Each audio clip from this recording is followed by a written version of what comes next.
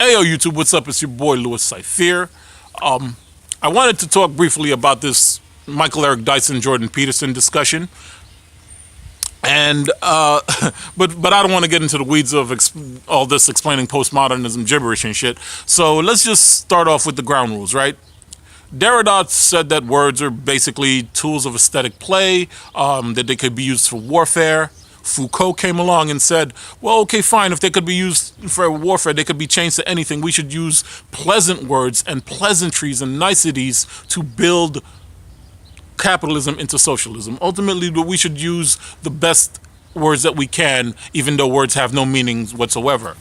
Saul Alinsky came along and said, fuck that shit. If I'm in a debate, I'm going to destroy the honky motherfucker. I am going to sit before a crowd and call this man a racist, a homophobe, a germaphobe, whatever I can. I am going to destroy his character so that people will understand that this is a war between the moral and the immoral. All right? Michael Eric Dyson followed all of those in complete succession.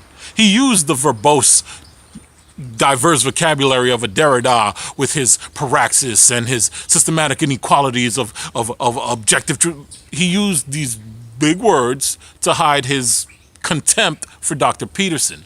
And then he soothed it over by painting a nice veneer of Foucault on it by inviting Jordan Peterson over to a Baptist church. This is tactical. This is passive aggressive, and it is completely tactical. I'm sure he rehearsed it, because you have to understand, their greatest asset is your confusion.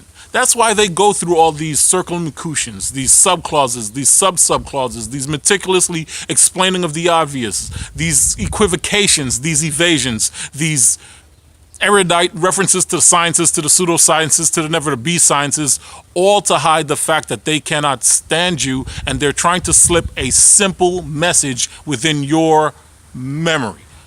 You are an immoral creature. White privilege is original sin, and you have to make atonement for it. Would you like to come to my church and do so? Dr. Peterson didn't fall for it, but he didn't call it out either. Because ultimately, the question that we have to ask ourselves is that under Michael Eric Dyson's eyes, will Jordan Peterson ever stop being a mean, mad white man?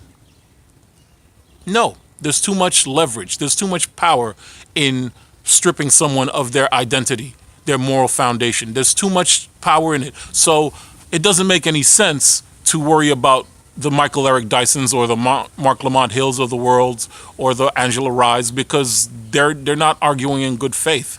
They want to destroy your self-image of yourself and then build that self-image into a more malleable, progressive stooge. I hope I didn't get too much in the weeds. Basically, Michael Eric Dyson wants Jordan Peterson to cop to his original sin. Jordan Peterson says, when am I going to be able to get my good name back? Michael Eric Dyson just evaded the whole argument and started bringing about Trayvon Martin or Mike Brown and all the other African Americans who was shot. It was an evasion. And if you're a ditzy adolescent college kid, you might be impressed by what Michael Eric Dyson said, but no, not on YouTube. No, we're not like that. We know better. At this time, it reminds me of my favorite Ayn Rand quote. You bow your head because you can't live up to their moral code, and yet you never stop to realize that a bowed head was their intention all along. Michael Eric Dyson wants Jordan Peterson to bow his head for being white. That ain't gonna work. Keep an eye out for that kind of shit, all right? The pleasantries, the passive aggressiveness, the bullshit vocabulary. And I'm going to link in the underbar a video of what Michael Eric Dyson actually thinks of whitey Jordan Peterson.